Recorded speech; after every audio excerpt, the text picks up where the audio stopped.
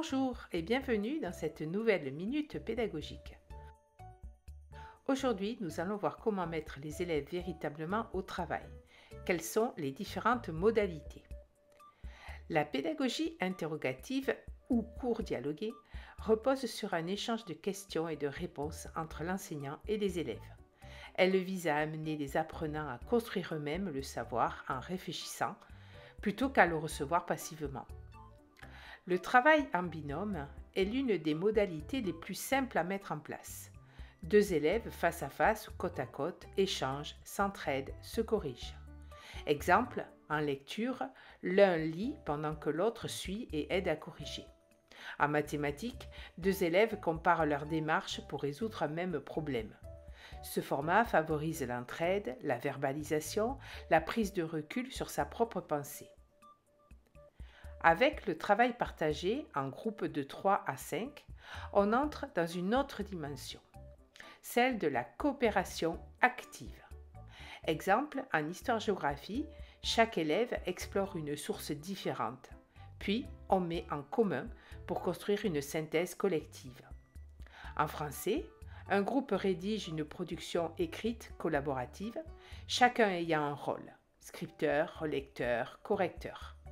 Cette modalité développe des compétences transversales, écoute, argumentation, gestion du désaccord, mais demande un cadrage clair et des rôles définis. Organiser la classe en îlot, ce n'est pas seulement déplacer les tables, c'est créer un espace d'échange permanent.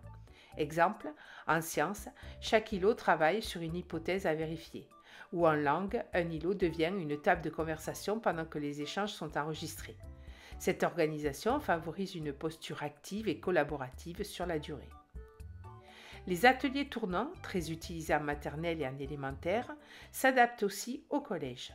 Exemple, en mathématiques, un atelier sur les manipulations, un autre sur les exercices, un troisième sur l'entraînement numérique.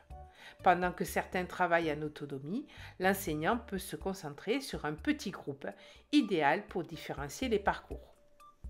Parfois, c'est seul qu'on apprend le mieux. L'autonomie, ça s'enseigne. Exemple, un plan de travail personnalisé avec des tâches obligatoires et des défis facultatifs permet aux élèves d'avancer à leur rythme tout en gardant un cadre structuré. Seul, en binôme, en groupe ou en atelier, à vous de choisir la modalité la plus adaptée à vos objectifs. Et surtout de cultiver un climat où chaque élève se sent acteur de ses apprentissages. Pour aller plus loin, rendez-vous sur notre site Pédagogie pour visionner la minute pédagogique sur le thème « Éviter les bavardages dans le travail en groupe ».